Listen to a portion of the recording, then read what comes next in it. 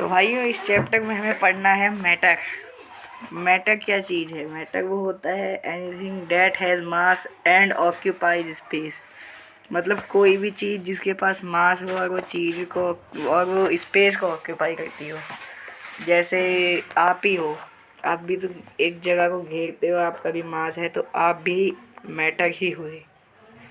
आप समझ गए होंगे। जैसे ये चीज़, ये देखिए, mass plus space is equal to matter short form में। अब क्लासिफिकेशन ऑफ मैटर दो चीज़ों पे है, एक फिज़िकल प्रॉपर्टी और एक केमिकल प्रॉपर्टी। हम फिज़िकल प्रॉपर्टी पढ़ते हैं पहले। सबसे पहले इसमें है कि मैटर सबसे छोटे छोटे, बहुत छोटे छोटे पार्टिकल से बना होता है और उन छोटे छोटे पार्टिकल्स को हम एटम कहते हैं। क्या कहते हैं भाई? एटम। और इन ये वाले पार्टिकल बहुत छोटे होते हैं तो हम इसे अपनी आई से नहीं देख सकते हैं और ना ही एक रेगुलर माइक्रोस्कोप से देख सकते हैं। हम इसको देख सकते हैं लेकिन जो पावरफुल माइक्रोस्कोप होता है उससे। और इसमें है कि वो पार्टिकल्स कितने छोटे हो सकते हैं मैटर के। तो आप ये डेफिनेशन पढ़ लीजिए। Particles of matter are so small that can not be seen with naked eyes और it is seen by only microscope. Okay. इसके बाद पार्टिकल्स, सीधी सीधी बात करते हैं तो particles of matter are very small. जैसे ये एक्सपेरिमेंट है, ये रैपिड रिवीजन है तो मैं भी आपको एक्सपेरिमेंट तो नहीं समझा सकता। Characteristic of particles of matter समझते हैं अब हम। सबसे पहले characteristic particles of matter having space between them. जैसे हम पानी में चीनी घोलेंगे तो पार्टिकल्स ऑफ मैटर के बीच में स्पेस होता है। जैसे अगर हम चीनी घोलते हैं तो मिल जाती है। क्यों मिल जाती है? क्योंकि वो पार्टिकल्स के बीच में छोटे छोटे पार्टिकल्स बन के घुल जाती है। ठीक है, ये देख लीजिए आप, ये वाली डेफिनेशन जो ऊपर येलो कलर में लिखी है। तो आप इनको देख के, जैसे अगर हम रेत मिलाते हैं तो वो नहीं हो पाती क्योंकि उसके पार्टिकल बहुत बड़े बड़े होते हैं, इसलिए वो नहीं हो पाती है। तो इसीलिए वो नहीं हो पाती है। अब बढ़ते आगे की तरफ। और एक है are in constant motion. Particles of matter are in constant motion. ये मोशन में हो रहते हैं। जैसे आपने कभी देखा होगा कि हम परफ्यूम लगाते हैं, उसकी खुशबू हमारे तक जल्दी आ जाती है। क्यों? क्योंकि वो सारी चीज़ें मूवमेंट होती रहती है पार्टिकल्स के बीच में, तो वो जल्दी जल्दी एक दूसरे टकराते हैं और सारी मूवमेंट हमारे तक ले आते हैं। इसके वजह से हम सारी चीज़ों को वो कर पाते, वो जल्दी से वो महसूस कर लेते हैं। जैसा भी इंसेंस स्टिक का एग्जांपल देखिए, हम घर में अगरबत्ती जलाते हैं तो अगरबत्ती से क्या होता है, हमारे पास जल्दी से उसकी खुशबू आ जाती है। डिफ्यूज़न का बहुत इंपॉर्टेंट टॉपिक है। ये देख लीजिए, diffusion the mixing of a substance with another substance due to motion और movement of its particle is called diffusion. मतलब जो हम ना करें, अपने आप इंटरमिक्स हो जाए पार्टिकल से। डिफ्यूज़न गैस में भी हो सकता है, लिक्विड में भी हो सकता है, सॉलिड में भी हो सकता है और किसी फास्टेस्ट स्लोवेस्ट ऐसे होता है। जैसे आप सब में अलग अलग होता है कि सॉलिड में स्पेस बहुत ही कम होता है तो इसमें स्लोवेस्ट होता है। गैस में बहुत ज़्यादा स्पेस होता है तो इसमें जल्दी हो जाता है क्योंकि पार्टिकल जल्दी मिल जाते हैं। और इस हाइयर टेम्परेचर बढ़ता है काइनेटिक एनर्जी। काइनेटिक एनर्जी का मतलब ये है कि आप काइनेटिक एनर्जी की, जैसे कोई पार्टिकल है वो एक जल्दी मूव करे तो उसकी काइनेटिक एनर्जी तेज। अगर हम टेम्परेचर ज़्यादा करते हैं तो काइनेटिक एनर्जी तेज हो जाती है, टेम्परेचर कम करते हैं तो काइनेटिक एनर्जी धीरे हो जाती है। तो आगे देखते हैं characteristic of particles of matter. तीसरी कैरेक्टरिस्टिक है particles of matter attract each other. एक दूसरे को अट्रैक्ट करते हैं वो। जैसे हमने ये देखा कि एक आयरन नेल है, take iron nail, a stick of chalk and a pen, try to break each one of these, which one these is easy to break। ठीक है, तो सबसे इजी चौक होएगी क्योंकि उसमें बहुत कम वो होता है, वो अट्रैक्ट ढंग से नहीं कर पाते तो टूट जाता है। सबसे ज़्यादा आयरन में होता है तो वो जल्दी टूटता नहीं है, ये खासियत होती है। ठीक है, आगे बढ़ते हैं हम। हाई फोर्स ऑफ अट्रैक्शन, ये एक एग्जांपल है। काम की बात करते हैं हम। Important characteristic of particles of matter, वो बहुत ज़्यादा छोटे होते हैं। पार्टिकल्स ऑफ मैटर है स्पेस, उनके बीच में स्पेस होता है, वो हमेशा मूवमेंट करते रहते हैं और वो एक दूसरे को अट्रैक्ट कर लेते हैं। स्टेट्स ऑफ मैटर, ये तो आपने छोटी क्लास में भी पढ़ा होगा, फिर प्रीवियस क्लास में कि स्टेट ऑफ मैटर 3 होते हैं। 10th में जाओगे तो एक और आ जाएगी, सॉलिड लिक्विड गैस, ये 3 स्टेट होती हैं। जैसे कि आप भी देख सकते हो, ये चीज़ सॉलिड है, ये लिक्विड है और ये गैस है। जो ये ऊपर उड़ रही है ये चीज़ है गैस। अब हम आगे बढ़ते हैं। Property of solid liquid and gas, ये देखिए सबसे पहले वेरी लिटिल स्पेस होता है, इसमें स्पेस लिक्विड उससे ज़्यादा होता है सॉलिड से, और गैस से कम होता है, क्योंकि ये इसकी जितनी भी प्रॉपर्टी है इन दोनों की किसी की ज़्यादा है किसी की कम है। और लेकिन जो इसकी प्रॉपर्टी है ये सॉलिड से ज़्यादा होती है या फिर गैस से कम होती है, ऐसे होता है।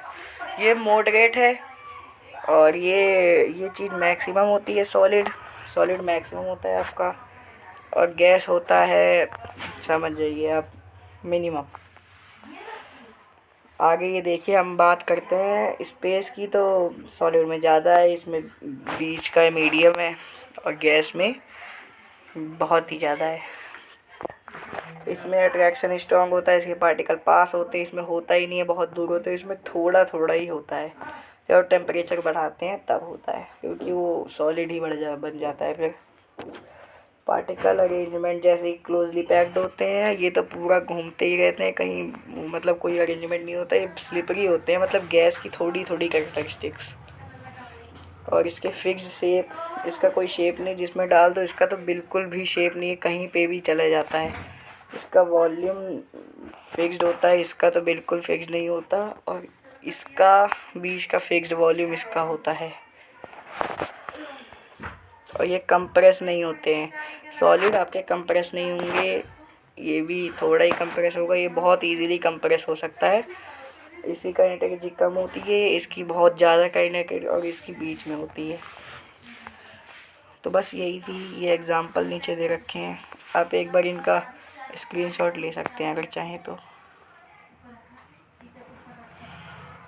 आगे देखते हैं एक्सपेरिमेंट से। हाँ ये देख लीजिए, gas the particles are much farther apart than as compare to solid liquid, मतलब जब जो आपको पढ़ा है इसकी force of attraction between the particle बिल्कुल नहीं है, गैस बहुत ज़्यादा है, काइनेटिक एनर्जी बहुत ज़्यादा है। CNG जो पढ़ते हैं वो गैस ही होती है आपकी, CNG LPG, बस वो ज़्यादा कंप्रेस हो जाती है तो लिक्विफाई हो जाती है। और the particles are much further apart from one and another, मतलब ये बहुत पास नहीं होते, बहुत दूर होते हैं। ठीक है, अब आगे देखते हैं, सोच कर बताओ। चलो ये क्वेश्चन आपके लिए। What about a rubber band, एक रबर बैंड है, अगर उसको खींचते हैं तो खींच जाता है, क्या ये सॉलिड है? तो ये नो, ये आपका जवाब है नो। लेकिन नहीं, ये एक सॉलिड होता है, क्योंकि अगर हम इस पर फोर्स लगाते हैं, ये मान लो ये एक रबर बैंड है, मान लो आप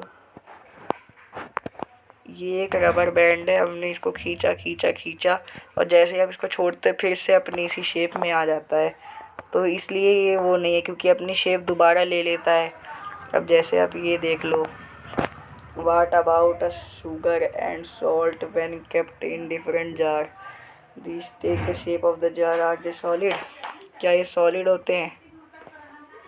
हाँ ये सॉलिड होते हैं, क्योंकि जो इनका एक क्रिस्टल का साइज़ देखेंगे अगर आप, जो छोटे छोटे ये क्रिस्टल्स हैं, इनकी शेप डिफाइनाइट होती है, कितने भी छोटे हो लेकिन है तो इनकी shape. Okay, what about a sponge वो होता है जिससे आप वो देखा होगा ना, वो गाड़ी वाड़ी साफ़ होती है, वैसे छेद छेद से रहते हैं बीच में, वो स्पॉन्ज होता है। तो वो कंप्रेस हो जाता है, तो वो भी एक सॉलिड है, क्योंकि उसके अंदर एयर जो उसके ऐसे मिनी मिनी पोर्स होते हैं, इसके अंदर ऐसे हवा चली जाती है, तो इसकी वजह से वो कंप्रेस हो जाता है, फिर अपनी पोजीशन में आ जाता है बिल्कुल रबर बैंड की तरह, इसलिए वो सॉलिड माना गया है। ठीक है, अब हम आगे बढ़ते हैं। प्लाज्मा, ये अभी आपको नहीं पढ़ना, ये देखो ऊपर लिखा भी हुआ है, एक्स्ट्रा नॉलेज है, ये भी एक्स्ट्रा नॉलेज है, आप देख सकते हैं आपकी, बस हम काम की बात। ये एसआई यूनिट देख लीजिए आप, एसआई यूनिट ऑफ मास, आप इसका स्क्रीनशॉट ले लीजिए पहले पूरे पेज का, मैं समझा देता हूँ फिर। एसआई यूनिट ऑफ मास इस किलोग्राम, मास की किलोग्राम है, वॉल्यूम क्यूबिक मीटर होती है, और लीटर को मिलने की तो एल ही होती है। और सेल्सियस और केल्विन का क्वेश्चन आता है, अगर आपको सेल्सियस को केल्विन में कन्वर्ट करना है तो आप 273 प्लस करेंगे। आप ये देख लीजिए कि सी मीन्स छोटा, सी सेल्सियस सी वो छोटा है, अगर वो छोटा है तो उसके लिए हमें माइनस करना पड़ेगा, तो माइनस करेंगे। अगर हमें केल्विन से सेल्सियस करना होगा तो 273 माइनस करेंगे, और अगर हमें सेल्सियस को केल्विन में करना होगा तो हम 273 प्लस करेंगे, ऊपर में माइनस करेंगे क्योंकि इसमें छोटा करना है सेल्सियस में, सेल्सियस से 273 प्लस कर देंगे, देख सकते हैं आप ऐसे। ओके, अब हम आगे बढ़ते हैं, उम्मीद है आप सबको समझ आ रहा होगा। अब आपको ये टेम्परेचर चेंज करना है, चलो देखते हैं किस किस को समझ आ गया है। देखो 293 केल्विन मतलब सी मीन्स छोटा, तो हमें 293 माइनस 273, ओके, तो ये कितना डिग्री सेल्सियस आ जाएगा आपका, 20 डिग्री सेल्सियस आ जाएगा। ये वाला आपके लिए होमवर्क है। चलिए आगे बढ़ते हैं। क्या मैटर चेंज अपनी स्टेट चेंज कर सकता है? अगर आप उसकी प्रेशर और टेम्परेचर पे चेंज डालेंगे तो वो चेंज हो सकता है।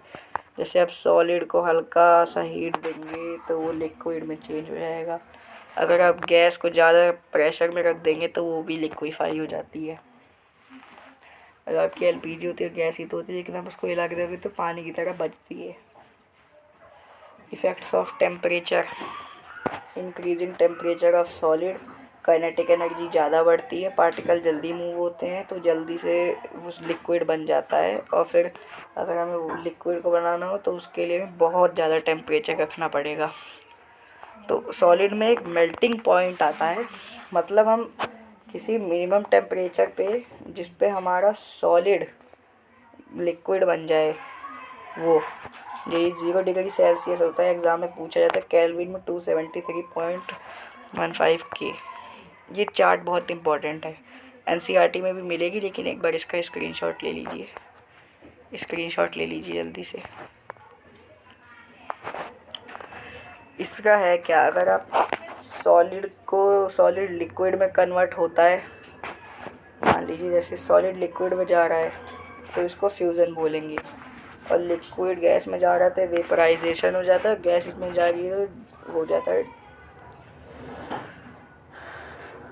आपका डिपोजिशन हो जाता है।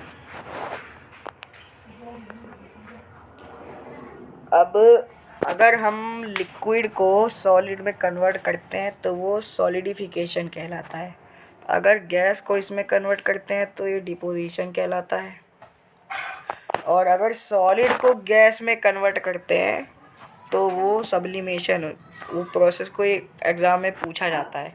सबसे ज़्यादा तो यही सब्लिमेशन ही पूछा जाता है वैसे एग्ज़ाम में, अगर मैं बताऊं तो इसके क्वेश्चन आते ही आते हैं, आप इसको इम्पोर्टेंट नोट कर लीजिए, ठीक है। और चार्ट की वो ले लीजिए स्क्रीनशॉट। तो ये देखिए fusion, latent heat of fusion. Latent heat of fusion ये है कि हम 1 kg सॉलिड को जितनी हीट में वो कर देते हैं लिक्विड में चेंज, तो वो हो जाती है latent heat of fusion.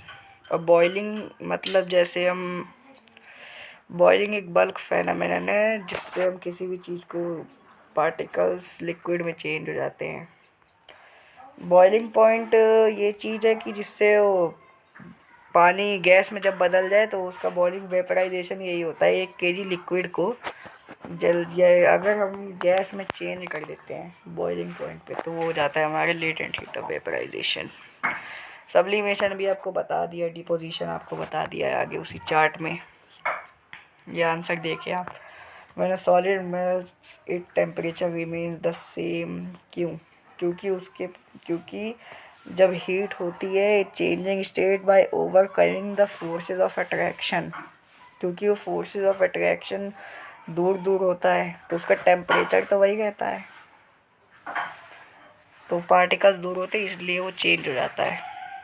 Effects of pressure, physical state of matter भी हम दूसरे पार्ट में बताएंगे आपको। आज के लिए इतना ही।